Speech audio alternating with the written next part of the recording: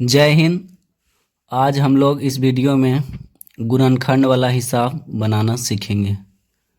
इसके पहले वीडियो में हमने विभाजित होने वाला या फिर कहिए कटने वाला नियम बताए थे, जिसमें पढ़ाए थे कि 2, 3, 5, 7 और 11 से कौन सा संख्या कटेगा या नहीं कटेगा, यह बता दिए थे। अब देखिए, गुणनखंड में भी आप जब गुणनखंड करना सीखिएगा तो यह याद रखिएगा कि सबसे पहले हम 2 से भाग लगाएंगे, फिर 3 से, यानी कि 2 से नहीं लगेगा तो 3 से, 3 से नहीं लगेगा तो 5 से, और 5 से नहीं लगेगा तो 7 से, और 7 से नहीं लगेगा तो 11 से।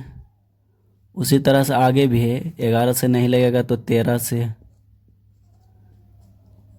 इस तरह से बहुत डॉट डॉट डॉट अनंत तक जा सकते हैं, लेकिन फिलहाल 11 तक भी आप याद रखिए, बहुत है।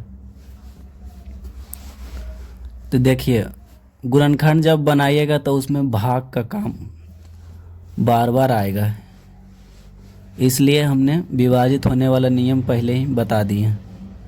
जैसे कोई संख्या हम शुरुआत करते हैं 8 का हम गुणनखंड निकालना सीखते हैं। तो देखिए, सबसे पहले आप क्या करिएगा, 8 का निकालना है तो 8 को लिखिए इस तरह से। इसके बाद इस तरह से ऐसे करके ऐसे कर दीजिए। और सबसे पहले यहाँ देखिए क्या बोले थे, 2 से भाग लगाना है। 2 से नहीं लगेगा, यानी कि 8 में पहले 2 से भागा लगाएंगे।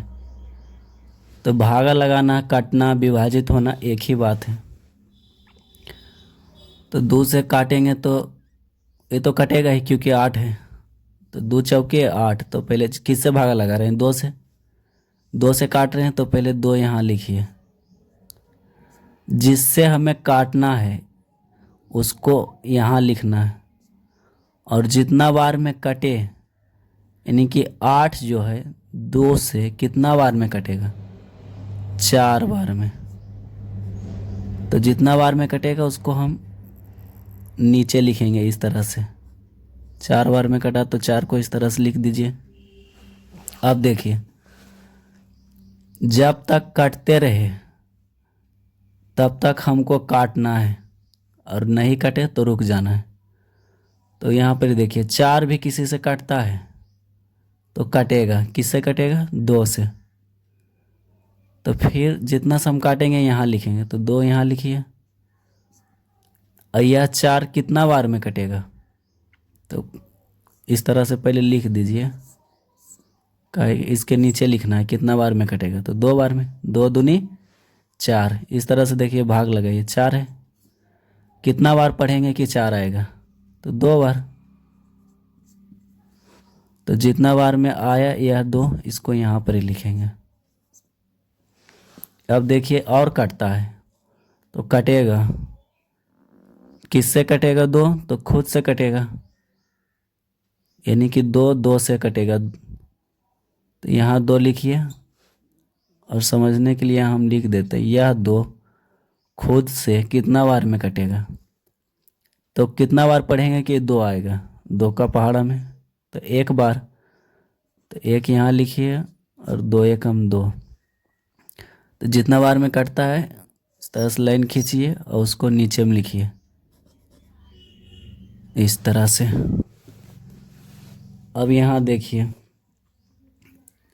कितना का गुणनखंड किए थे, 8 का। तो 8 इस तरह से लिख दीजिए, उसके बाद बराबर का चिन्ह, और ए पट्टी वाला जितना है उसको आप गुना में लिखिए। तो पहले 2 था तो 2, फिर गुना, फिर 2 ही है, गुना, लास्ट में भी 2 है। तो यह हो गया 8 का गुणनखंड। अब एक सवाल और हम लोग समझते हैं, दूसरा देखिए। जैसे लिखते हैं 21, तो 21 को भी इसी तरह से करेंगे जैसे 8 को हम बनाए थे। तो इस तरह से इसे कर दीजिए। और उसके बाद देखिए सबसे पहले हम क्या करेंगे, यहाँ पहले ही लिख दिए हैं 2 3 5 7, यानी कि 2 से पहले चेक करना है। तो 21 क्या 2 से कटेगा? तो कटने के लिए आप इसके लास्ट में देखिए पीछू में कितना, 1 1 2 से नहीं कटता है, तो 21 भी 2 से नहीं कटेगा। तो 3 से हम लोग चेक करेंगे। तो 3 से चेक करेंगे तो क्या है नियम, अलग अलग करके जोड़िए। जोड़ने के बाद कितना आता है 3, तो 3 से कटेगा एक बार में, तो निश्चित है कि 21 भी कटेगा 3 से। तो 3 पहले लिखिए। अब कितना बार में कटता है, तो बलग में भाग भी दे सकते हैं, हालांकि यह छोटा है तो इसका पहाड़ा हमको पता है। कितना बार में आएगा, 7 बार में। तो जितना बार में आएगा नीचू लिखिए। अब देखिए यह 7 किसी से कटेगा, तो नहीं कटेगा। तो नहीं कटेगा तो खुद से ज़रूर कट जाता है। हर संख्या को आप, जैसे 7 है तो 7 को 7 से काट दीजिए। कितना बार में कटेगा, खुद से कटेगा तो एक बार में। तो ये पहले किसका गुणनखंड कर रहे थे, 21 का, तो 21 लिखिए बराबर ये पटी वाला को गुना करके लिखिए। तो 3 गुना 7, यही हो गया 21 का गुणनखंड।